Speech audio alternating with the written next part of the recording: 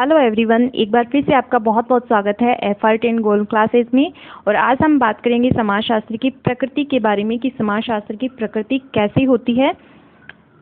तो समाजशास्त्र की प्रकृति के बारे में समाजशास्त्र में मतभेद है, समाजशास्त्रियों में मतभेद है।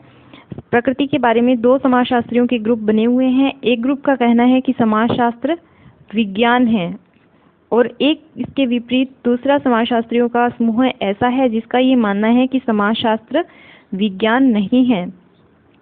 जिन समाजशास्त्रियों का ये मानना है कि समाजशास्त्र विज्ञान है, उनका इसके कहने के पीछे तर्क है कि समाजशास्त्र में जो अध्ययन किए जाते हैं, समाजशास्त्र में जो निष्कर्ष निकाले जाते हैं, समाजशास्त्र में जो सिद्धांत बनाए जाते हैं, वो वैज्ञानिक पद्धति को फॉलो करते हुए बनाए जाते हैं, वैज्ञानिक पद्धति को फॉलो करते हुए तैयार किए जाते हैं।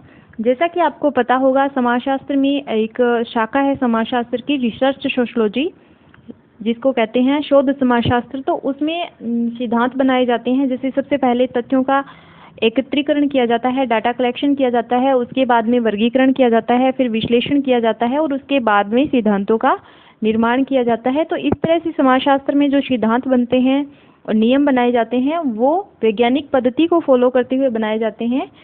इसलिए समाजशास्त्र की प्रकृति जो है वैज्ञानिक है। समाजशास्त्र एक विज्ञान है और समाजशास्त्र को विज्ञानों की श्रेणी में रखा जाना चाहिए। ये एक समाजशास्त्रियों का ग्रुप का कहना था। इसके विपरीत जो दूसरा ग्रुप था समाजशास्त्रियों का, उनका ये कहना था कि समाजशास्त्र विज्ञान कैसे हो सकता है, समाजशास्त्र की कोई प्रयोगशाला नहीं है। समाजशास्त्र में जो निष्कर्ष निकाले जाते हैं, जो सिद्धांत बनाए जाते हैं, वो सार्वभौमिक रूप से लागू नहीं किए जा सकते, क्योंकि सामाजिक घटनाएं जो है परिवर्तित होती रहती है और सामाजिक घटनाओं पे समय और स्थान का प्रभाव पड़ता है। तो इसको आप विज्ञान कैसे कह सकते हैं? समाजशास्त्र को विज्ञानों की श्रेणी में नहीं रखा जा सकता। तो फिर क्या माना जाए कि समाजशास्त्र की प्रकृति कैसी है? समाजशास्त्र विज्ञान है या समाजशास्त्र विज्ञान नहीं है? तो ओवरऑल जो निष्कर्ष निकल के आता है वो ये है कि समाजशास्त्र की प्रकृति सामाजिक विज्ञानों जैसी है। ना तो ये प्राकृतिक विज्ञान है और ना ये साधारण विषय है, ये एक सामाजिक विज्ञान है। क्योंकि समाजशास्त्र में जो घटनाएं हैं वो सामाजिक घटनाएं होती है और परिवर्तित होती रहती है, तो एक सार्वभौमिक निष्कर्ष नहीं निकाला जा सकता। इसलिए समाजशास्त्र को प्राकृतिक विज्ञानों की श्रेणी में नहीं रखा जा सकता। इसलिए ये सामाजिक विज्ञान है। और विज्ञान इसलिए है क्योंकि इसमें जो पद्धति फॉलो की जाती है, मेथड फॉलो किया जाता है, वो वैज्ञानिक है। जिस तरह विज्ञानों में वर्गीकरण और विश्लेषण के द्वारा निष्कर्ष निकाले जाते हैं, सिद्धांत बनाए जाते हैं, उसी तरह से समाजशास्त्र में भी पहले डाटा का कलेक्शन किया जाता है, उसके बाद में उसका वर्गीकरण किया जाता है, विश्लेषण किया जाता है और उसके बाद ही सिद्धांतों का निर्माण किया जाता है। तो इस तरह से जो है समाजशास्त्र की प्रकृति वैज्ञानिक है, लेकिन प्राकृतिक विज्ञानों जैसी नहीं है। समाजशास्त्र एक सामाजिक विज्ञान है। तो अगर आपसे कोई पूछे कि समाजशास्त्र की प्रकृति कैसी है, तो आंसर है कि समाजशास्त्र की प्रकृति सामाजिक विज्ञानों जैसी है। समाजशास्त्र एक सामाजिक विज्ञान है। समाजशास्त्र की प्रकृति के बारे में सबसे अच्छा जो निष्कर्ष निकाला था, समाजशास्त्र की प्रकृति को सबसे अच्छे से जिसने परिभाषित किया था, वो समाजशास्त्री थे रॉबर्ट बिरस्टीड। इन्होंने समाजशास्त्र की प्रकृति को विस्तृत रूप में और बहुत अच्छे से समझाया था कि समाजशास्त्र की प्रकृति कैसी है। तो चलिए देख लेते हैं रॉबर्ट बिरस्टीड ने समाजशास्त्र की प्रकृति को कैसे समझाया था, इन्होंने समाजशास्त्र की प्रकृति को किस तरह से परिभाषित किया था। एक एक करके हम इस पे चर्चा करते हैं।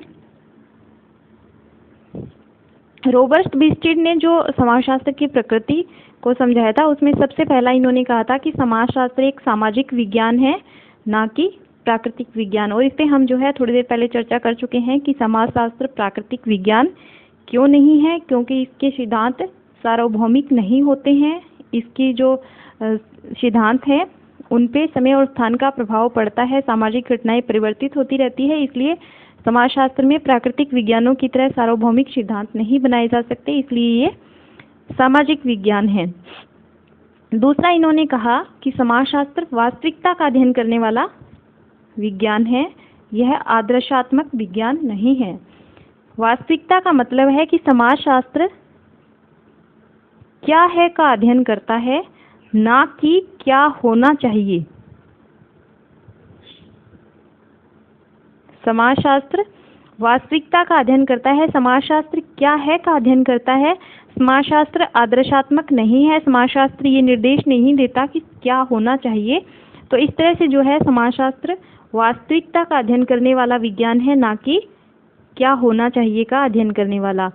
समाजशास्त्र एक विशुद्ध विज्ञान है, ना कि व्यवहारिक विज्ञान। तो मैंने जैसे आपको बताया समाजशास्त्र क्या है का अध्ययन करता है। समाजशास्त्र ये नहीं कहता कि क्या होना चाहिए।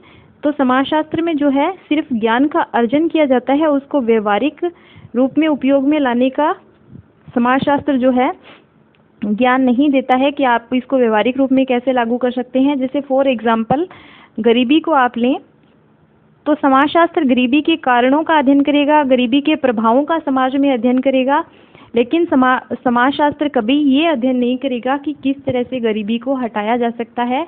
ये जो है प्लान समाजशास्त्र नहीं बताएगा। हाँ, ऐसा हो सकता है कि गवर्नमेंट जो है समाजशास्त्र के अध्ययन के आधार पे, समाजशास्त्र ने जो ज्ञान अर्जित किया है गरीबी पे, उसके आधार पे कोई एक्शन प्लान बना सकती है, लेकिन समाजशास्त्र ये निर्देश नहीं देगा, ये जो है नहीं बताएगा कि गरीबी को कैसे दूर किया जा सकता है। समाजशास्त्र सिर्फ इतना अध्ययन करेगा कि गरीबी के कारण क्या है, गरीबी से जो है समाज में क्या क्या प्रभाव हो रहा है। इस तरह से समाजशास्त्र केवल विशुद्ध ज्ञान का अर्जन करता है, व्यवहारिकता को नहीं लागू करता है। तो इस प्रकार समाजशास्त्र जो है विशुद्ध विज्ञान है, ना कि व्यवहारिक विज्ञान।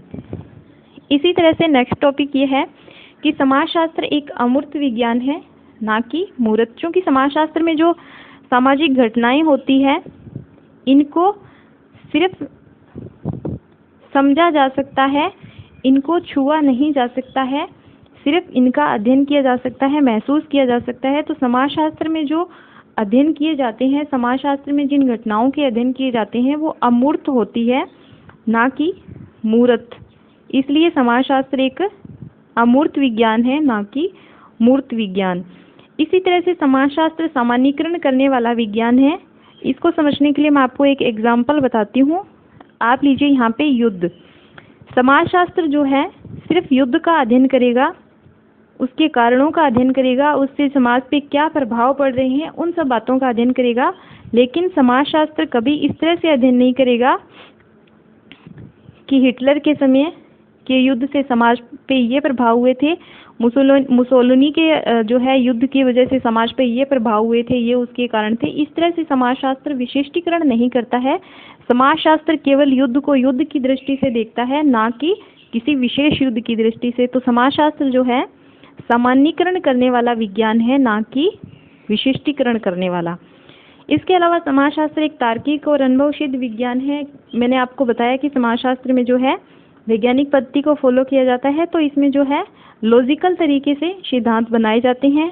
इसके अलावा समाजशास्त्र एक सामान्य विज्ञान है, ना कि विशिष्ट विज्ञान। तो समाजशास्त्र की प्रकृति में हमने समझा था कि समाजशास्त्र में दो शाखाएं थी, एक स्वरूपात्मक थी। उनका कहना था कि समाजशास्त्र में केवल सामाजिक संबंधों के स्वरूपों का अध्ययन करना चाहिए, और समन्वयात्मक ने कहा था कि समाजशास्त्र को एक सामान्य विषय बनाया जाना चाहिए, इसमें सभी घटनाओं का अध्ययन करना चाहिए। तो समाजशास्त्र की जो स्वरूपात्मक शाखा थी, इसको समाजशास्त्र में लागू नहीं किया गया है। समाजशास्त्र एक सामान्य विषय है, ये एक विशिष्ट विषय नहीं बनाया गया है, इसका कोई क्षेत्र नहीं है, इसकी सीमाएं निश्चित नहीं है। समाजशास्त्र में सभी सामाजिक घटनाओं और प्रभावों का अध्ययन किया जाता है। तो इस तरह से जो है समाजशास्त्र की प्रकृति इस तरह की है, जो कि ब्रिस्टिट ने विस्तृत तरीके से समाजशास्त्र की प्रकृति को समझाया था। तो समाजशास्त्र एक सामाजिक विज्ञान है, समाजशास्त्र एक वास्तविक विज्ञान है, समाजशास्त्र एक विशुद्ध विज्ञान है, समाजशास्त्र एक अमूर्त विज्ञान है, समाजशास्त्र एक सामान्यीकरण करने वाला विज्ञान है, समाजशास्त्र एक तार्किक और अनुभवसिद्ध विज्ञान है, और समाजशास्त्र एक सामान्य विज्ञान है। ये समाजशास्त्र की प्रकृति है। तो आई होप आपको अच्छे से समझ आ गया होगा। अगर आपका कोई क्वेश्चन रह गया है तो आप कमेंट बॉक्स में कमेंट करके पूछ सकते हैं, और मिलते हैं नेक्स्ट वीडियो में। अगर आपको वीडियो पसंद आया हो तो लाइक कीजिएगा और इसको अधिक से अधिक स्टूडेंट में शेयर कीजिएगा, ताकि ज़रूरतमंद स्टूडेंट तक ये पहुंच सके चैनल। और मिलते हैं नेक्स्ट वीडियो में नेक्स्ट नए चैप्टर के साथ में।